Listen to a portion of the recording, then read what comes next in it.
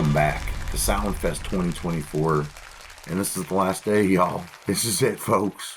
Fam, hoes, horror hounds.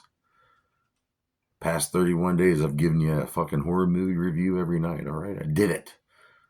I don't expect nothing in return, but a like and a share and a subscribe would be really nice. But I want to thank all of you people, all the new subscribers, all the old ones, all the people who've been supporting me. George, Cookie, Harry, Brandon, the No Clue crew, of course, all my homies, all of them. I love y'all, I really do. Richard Roberts. And I want to thank all my special guests I had this month. MJ Bozak, Richard Roberts, Remington, World's Strongest Juggalo, Enoch X Mortis. You guys are all fucking so tight. Josh Kenner. That's my boy right there. I love you, man. I really do. I love all you guys. I really do. Appreciate everyone who jumped in and helped out.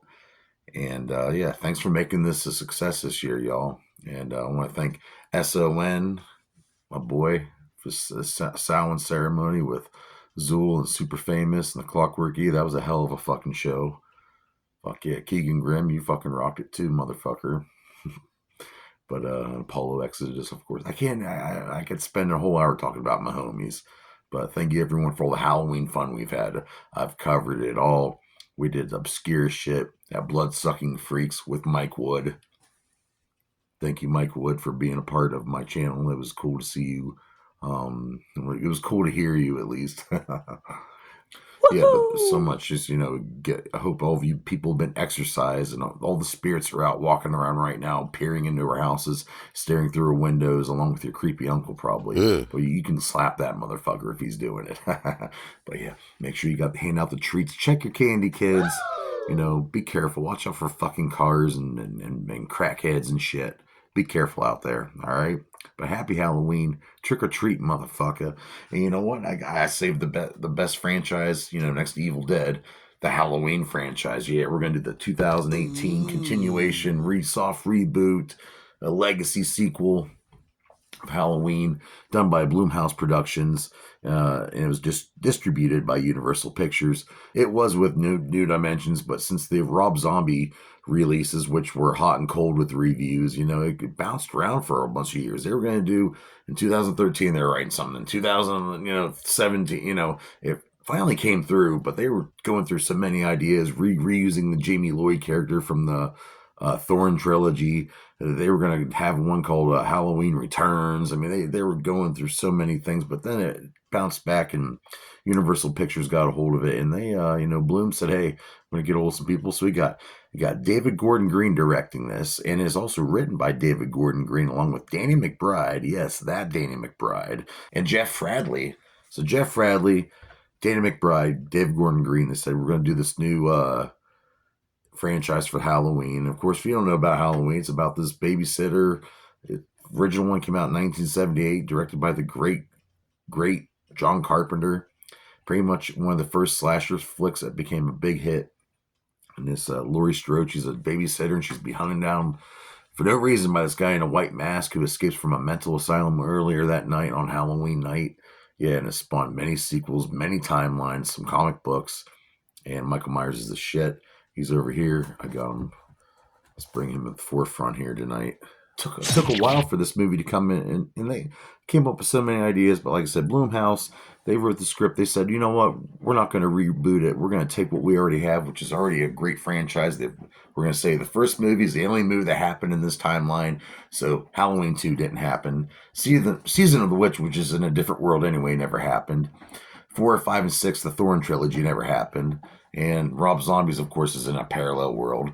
Then you have the H2O timeline, and with the Resurrection, that never happened. So now we have a new timeline where only the first one's the only one that happened. And yeah, Michael's really old. He's in the 60s. They're transferring him again. And he escapes. And he's going after Laurie Strode. But this time, he's not brother. They're not brother and sister this time. And Laurie's been prepared for this for like 40 years, hoping he shows up so she can finally kill him. It drove a wedge between her and her daughter Karen, and she has a daughter. So the granddaughter has some little bit of turmoil with Laurie, but Michael's on the loose again, and he has to get that girl. He has to get Laurie. It's just he doesn't care if he's almost 70 years old. He's out there doing. He's still fucking killing it. So yeah, what was the budget for this movie? Well, they were given $10 million to create this, and it made a whopping $259 million. All right, that's a lot of cheese, and it would spawn. This was the beginning of a new trilogy, so it would also spawn Halloween Kills and the very hated Halloween Ends, which we won't talk about right now. But yeah, so this new franchise is cool. I like a lot of it. It starts off with these podcasters. They want to interview Michael Myers in the mental asylum, and they want to hear him speak. And they found the old mask from 40 years ago. It's all beat up and moldy and shit. Trying to get him to react to it, and eventually he breaks out. There's a new doctor involved, Dr. Sartain, and he's kind of crazy too. And Laurie's waiting. She's fucking got her own land. She has dummies she shoots at. She's got a whole contingency plan for Michael Myers if he returns. And her daughter Karen thinks she's fucking crazy. And it has a really good cast. And here's a few people in it. Dylan Arnold playing Cameron, who's the boyfriend of Allison. Kind of a douche, not gonna lie. Halleck Bellinger, he's playing Dr. Sartain. This doctor is a psychiatrist who worked for Dr. Loomis, who was the original doctor who took care of Michael Myers in the first original Halloween movie and many of the sequels. And he knew right from the Loomis knew this guy has to be destroyed. He is pure evil. He can't be reckoned with, can't be reasoned with. And Sartain was one of his pupils. Will Patton, this guy's been around. He's a pretty good actor. Plays Deputy Frank, and he's good friends with Laurie. They went to school with each other. Used to have a little crush on each other too. We have Andy Matichak playing Allison, the granddaughter of Laurie Strode, and she's a pretty good actress. I like her. She's pretty good.